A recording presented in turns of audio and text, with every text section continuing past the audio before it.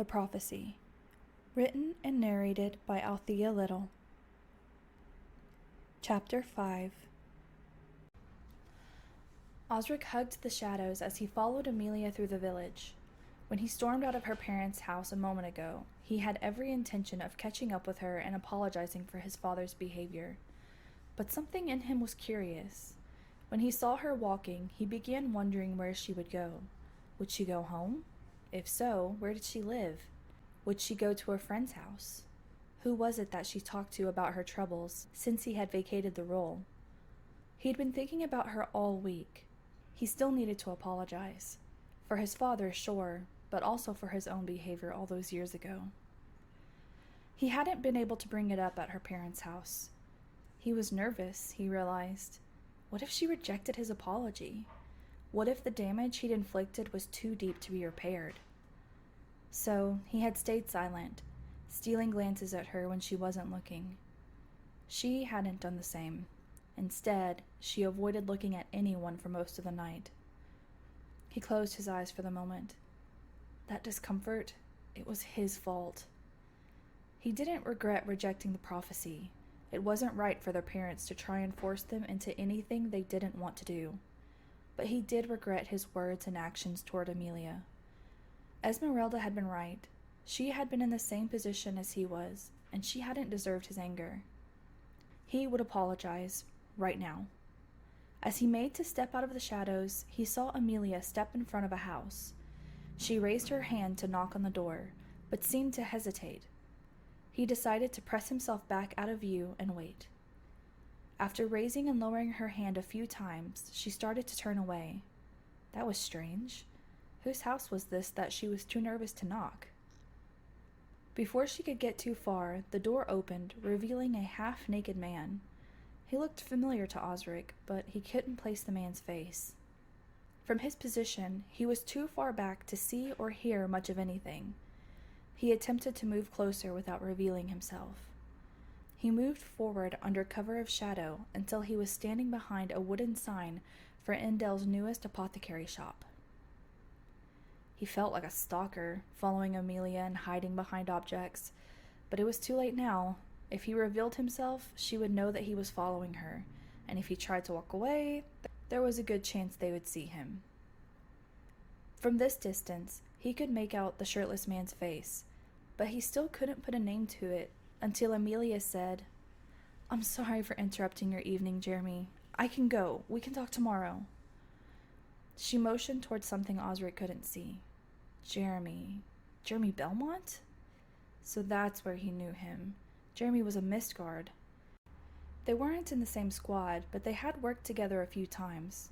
He'd seemed okay, a bit full of himself for Osric's liking. He seemed like the kind of person that always thought he was right, even when he was clearly proven to be wrong. Who was he to Amelia?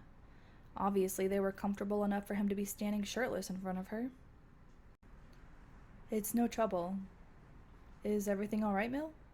Not that I mind your visit, of course, but it's not like you to show up in the middle of the night." Mill. They were familiar enough for nicknames? And what the hell kind of nickname was Mill? Osric glared at Jeremy, his dislike for the man growing stronger. Jeremy's voice was different from when they worked together in the mist. More gentle, less pompous. Rubbing the back of her neck, Amelia replied, "Just having a bad evening. I was hoping we could hang out but that doesn't matter. You're obviously in the middle of something." Osric tried to peer around the sign. He was obviously missing something, and he wanted to know what. As he leaned over, his focus remaining solely on the two in front of him, he lost his balance and began falling right in the path of the light produced by the street orb. "Shit," he cursed, attempting to catch himself before Jeremy spotted him. He threw out his arm, elbow bent, and as soon as his palm touched the ground, he sprung back up into his crouching position behind the sign. Cautiously, he peeked around the sign and saw Jeremy looking curiously in his direction. He didn't seem to spot him, but it was damned close. As pompous as the guy was, he did have great senses. Jeremy turned back to Amelia, who began to look behind her. He needed to change spots. If Amelia left now, Jeremy would surely come to investigate. Osric began to move, hugging the building's shadow once more. "I'm sorry to hear that your evening was bad," he heard Jeremy saying. "Maybe I can walk you home, and you can tell me about it?" Osric froze. Who the hell was this guy offering to walk her home? On a logical level, he understood that the offer was to keep her safe.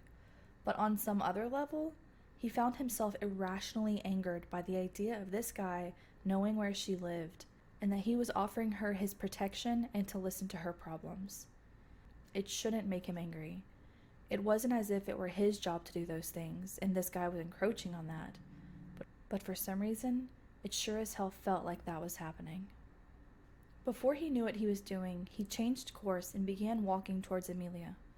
"If anyone is going to be walking her home, it's going to be me," he said, voice a little gruffer than he intended. Amelia spun around when she heard Osric's voice. What on earth was he doing here? Had he followed her? If so, why? There was nothing for him to tease her about here. Except her showing up to the house of a half-naked man, she supposed. What must he think of her in this situation? A blush threatened to rise up her neck, first from embarrassment and then from anger.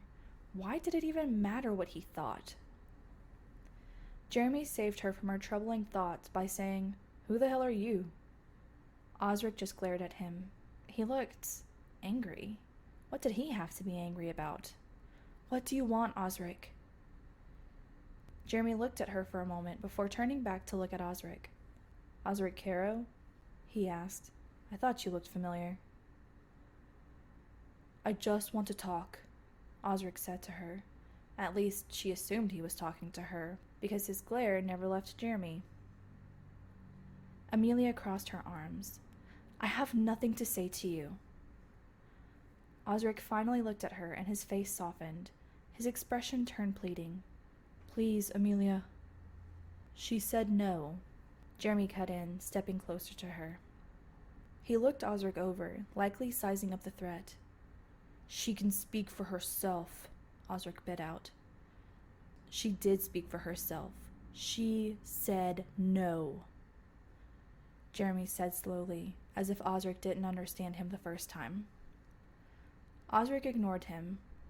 "I just have a couple of things to say. I can see you home safely." Amelia looked between the two men. There was so much tension in the air it nearly choked her. When she came here, she had hoped for a fight, but not like this. If anyone was going to beat the crap out of someone tonight, it was going to be her. "Fine," she ground out. She would hear what he had to say, but maybe she would do a little talking of her own. Perhaps she would throw jabs with her words instead of her fists. Osric's posture instantly relaxed. Relief washed over his face. Jeremy, on the other hand, stiffened. "What?" "You don't have to go with him, Mill. I'll take you home. I can even stay over to make sure this guy doesn't come around and bother you." He turned to face Osric when he said that last part. Osric tensed, but didn't say anything. Amelia stared at Jeremy, her mouth open. Had he really just said that? Was this some sort of pissing contest for him? "I'm fine, Jeremy. I have nothing to fear from him. He says he wants to talk, so I'll let him talk. And just for the record," she said to both of them, "I don't need anyone to see me home. I can take care of myself." Jeremy glared at Osric, who glared right back. Did they even remember she was there? She waved her hand in front of Jeremy's face until he reluctantly broke his staring contest with Osric and looked at her. "Tomorrow, meet me at our usual place." He nodded and cut a glare to Osric. "If he gives you any trouble, remember what I taught you." She nodded and pushed him towards his door. Once Jeremy was inside, Amelia began walking away. Osric came up and walked beside her. He didn't say anything for a moment, which was fine by her. She needed a moment to sort through her emotions. She wasn't sure which of her feelings should take center stage right now. Anger because he had followed her. Embarrassment at being caught talking to a half-naked man in front of his house in the middle of the night. And at his suggestion that he would stay the night with her. Annoyed that she felt embarrassed at all. Or the worst feeling yet, hopeful at what he might say. She generally thought of herself as a logical person, and the logical thing would be to feel nothing at all when it came to this man. But she couldn't help that little bubble of hope that appeared just beneath her simmering anger. What if he wanted to apologize for all the years that he made her feel insignificant, disposable? She had imagined it so many times. How he would get down on his knees and clasp his hands as he begged her for forgiveness. "I was a fool," he would say. "I don't want to live a life that doesn't involve you. Please forgive me." In her early years, she'd imagined herself saying, "Of course I'll forgive you, you idiot," and embracing him in a hug. In more recent years, she imagined coolly walking past him and saying, "You're too late," while he crumpled to the ground in agony at the loss of her. It was all ridiculous, of course. It would never happen, unless... She peeked over at him. His jaw was clenched. He looked as if he were wrestling with something important. Suddenly, he stopped in the middle of the sidewalk, turned toward her, and said, "Are you seeing that guy or something?" She blinked a few times, baffled. "This," she said. "This is what you wanted to talk about? If I'm dating Jeremy?" "Well, he did say he would stay over at your house." She blushed. She and Jeremy had dated in the past, but that was none of Osric's business. Okay, anger was the emotion she would be settling on then. "What I do, and with whom I do it, is no more your business than it is your father's. If this is what you wanted to say to me, Osric, then you can just leave. I can see myself home." She turned on her heel to the left and stormed away from him. He followed her. "Amelia, wait," he called, touching her arm only long enough to stop her, but the spark was undeniable. She looked down at where his hand had touched her. That damned spark. It had been there since they were children. "I'm sorry," he said. Her heart stopped.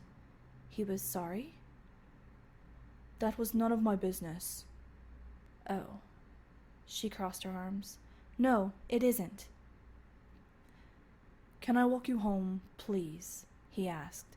"I know you don't need anyone to," he added when he saw that she was going to argue.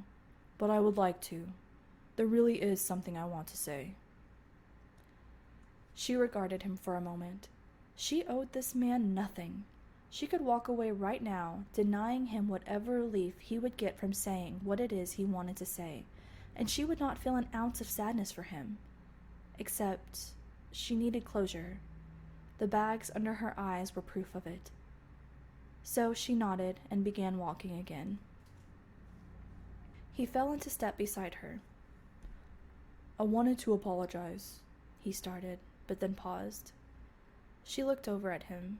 He refused to meet her gaze, staring off at the darkness to their right. "For my dad," he finally finished. "He can be a bit of a dick when it comes to this prophecy stuff." "The apple doesn't fall far from the tree," Amelia murmured, still holding on to her anger. It felt safer than the foolish hope that was there a moment ago. He let out a humorless chuckle. "No, I suppose it doesn't." He looked like he wanted to say more, but didn't. "You didn't have to apologize for your dad. I'm used to it, sort of. My parents aren't as aggressive as he was tonight, but they've made other things difficult over the years because of the prophecy."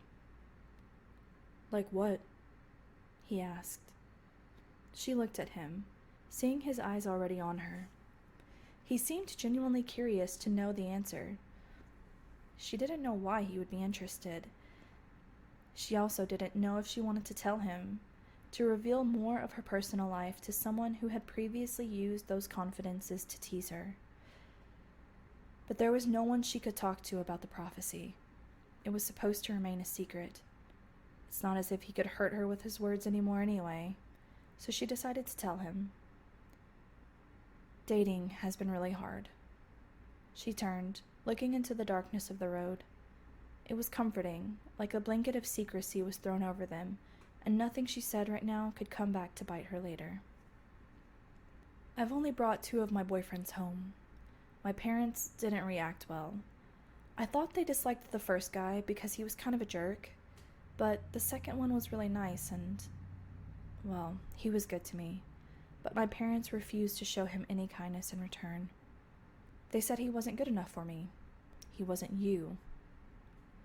Her heart ached as she thought about Thomas. He was her first adult boyfriend, and they had been madly in love. She had thought he would ask her to marry him, but then one day, he just ended things. Later, she found out that her parents had scared him away. She never learned how, but it was enough that he still didn't make eye contact with her if they passed one another in the street. "I'm sorry," he said. He actually sounded like he meant it. "I know how that feels. I've never even been brave enough to bring anyone I'm seeing home." After seeing how his father acted today, she couldn't blame him. "I hate thinking that it will be this way for the rest of my life, or that I may one day have to make a choice if my parents don't learn to respect my wishes." Looking down, she kicked out a rock in her path. "I just want to have the freedom to choose who I want to spend the rest of my life with. To know that I can bring my future family home on the holidays, and that my parents will look at my kids and—" She stopped herself. She wouldn't get into that with him. Even if he had similar wishes, she didn't want to know. He was silent for a while. He seemed to be deep in thought. She didn't care to keep talking, so she just let the silence stretch. Suddenly he stopped. He spun around to look at her, a smile on his face. "I have an idea," he said. She didn't like the sound of that. "You and I should date."